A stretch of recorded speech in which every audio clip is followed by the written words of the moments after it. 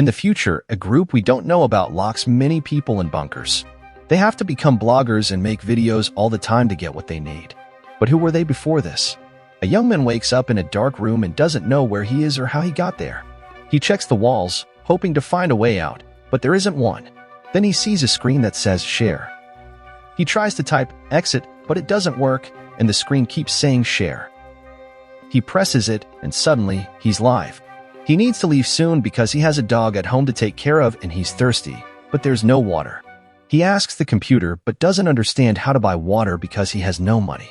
He realizes people are watching him, but he doesn't know what to do for them. He tries to make faces, but he falls and hurts himself, asking for help. More people start watching and sending money, but he can only afford dog food. He's annoyed but has to eat it. This makes more people watch, and he buys clothes, but they're for women. He cries at night but cheers up and dances in his next video. Soon, he gets more stuff, like a shirt and a mattress. Eventually, he has everything he needs. Days pass, and the man enjoys a hearty meal with a side of alcohol. Feeling bold, he tries to smash the monitor, but all he manages is to halt the broadcasts. Desperate for forgiveness, he pleads with the silent computer, then resorts to tears, begging for another chance. As despair settles in, he resigns himself to the floor, awaiting his fate. Suddenly, the monitor sparks to life, revealing another man in the same room. He explains they're victims of glitches but now can communicate with fellow bloggers on a shared network. The man suspects they're pawns of some mysterious captors. He spends the evening bombarding the guy with explanations about their strange world, exhausting him with his verbosity. One day, he overhears the man coughing. Trying to reach him, he stumbles upon a cook giving culinary lessons. Each channel number he dials leads to someone else, teaching various skills like cat care and makeup tips. One girl, an athlete, particularly intrigues him. He eventually connects with a man discussing near-death experiences while he continues his acrobatic antics for small donations. After a failed somersault, the adult man demands food, emphasizing the value of his time. Upon fulfilling his request, they notice their designated numbers. He's 14, the man's 6. That has a strong feeling of déjà vu. Two network members are on a mission to unmask their captor. Wild theories fly, from alien abductions to being part of a cosmic slumber party. One lad insists they're guinea pigs in some sleep study.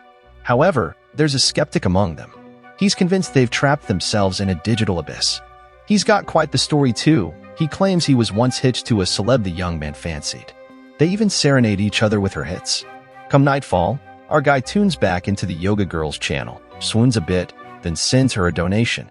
The next day, he splurges on furniture and seeks enlightenment from the wise men once more. After all, stagnation in the digital realm is a one-way ticket to irrelevance. Our hero decides to diversify his content.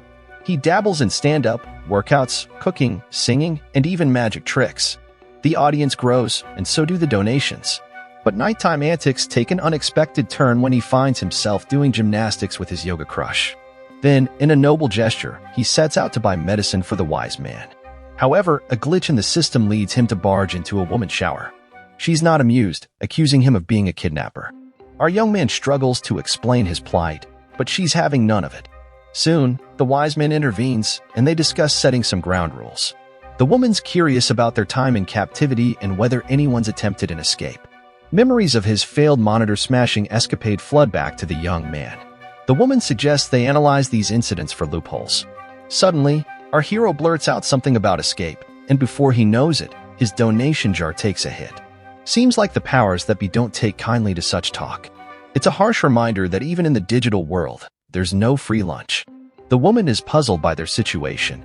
If their captors wanted punishment, they'd let them suffer without food or water, yet they're fed and comfortable. Why them? Who were they before? The young man admits he wasn't important, but here he has a chance for a better life. He starts a sock puppet show, boosting donations. One day, he gives the woman a shower curtain, but she's upset, valuing her independence. He begins teaching drawing, despite his lack of skills, posing hilariously as a model. Viewers love it, and he upgrades his room with the donations. Eventually, the woman suggests a revolution, but the man insists they've found a better life here. One night, the man falls ill, coughing uncontrollably. Suddenly, he has a seizure, pressing against the monitor. The young man pleads for help from their subscribers. Meanwhile, the woman fumbles with the computer, accidentally triggering a fire in the man's room. Helpless, they watch as he burns before their eyes. Despair sets in, and they stop communicating. But one night, the young man reaches out, reassuring her it wasn't her fault. He puts on a show to lift her spirits. Suddenly, she admits she wants to get drunk. They order alcohol and reminisce about their last moments of freedom. Neither of them remembers how they ended up in the bunker. It's like a bad party where you don't remember how you got there, but you definitely regret it. Then, people start dancing in their cells, which is the most ridiculous thing ever because there's nowhere to dance properly. Later, they remember the old man, and the young man claims he still hears his voice, which is either creepy or a sign he's going nuts. Suddenly, he has a moment of clarity and admits the woman might be onto something. Maybe there are others who can see what they see, like a secret function button or something. If they team up, they might just break out. It's like a bad heist movie, but without the cool gadgets. The young man decides to go live and spill the beans to their audience. He starts pointing out all the weird stuff in the system, hoping they can use it to hack their way out. It's like trying to fix your computer by banging on the keyboard. It might work, but probably not. Then, out of the blue, the athlete butts in, talking about how she's cool with being stuck here because she's the boss of her own schedule. It's like she's on a permanent vacation, but with less sun and way more concrete walls. So, she bids farewell to her newfound pals, leaving them to figure things out. Meanwhile, the young man and the woman dive into all the cryptic messages sent by other bloggers. Some are surprisingly supportive, like cheerleaders for the world's saddest team. Later, he reconnects with the athlete, who drops some truth bombs. He's good at making people smile. It's like he's the clown in this circus of misery. She gives him this whole pep talk about choosing happiness over despair, like she's auditioning for a motivational speaker role. The woman, on the other hand, starts analyzing the mysterious functions she's received. It's like she's playing detective, but instead of solving crimes, she's trying to escape a digital prison. Suddenly, she decides to pull a distraction stunt by cutting her hair. It's like waving a red flag in front of a bull, hoping it charges in the opposite direction. Later, the young man delves into the numbers, feeling like he's back in math class. At night, he joins the athlete's positivity party, preaching about living in the moment and embracing their weird reality. A heated argument erupts between the women, like a catfight in a cheesy soap opera. The athlete accuses the woman of being violent, while she fires back with accusations of being their kidnapper. It's like a bizarre game of who's the real villain? The young man starts panicking, worried about losing his audience if their escape plan fails. It's like a comedian bombing on stage, except the stakes are way higher. But he pushes through, going live again and rallying support from his viewers. It's like a digital revolution, but with more emojis. When the vote count skyrockets, he's over the moon, like a kid who just found out school's canceled.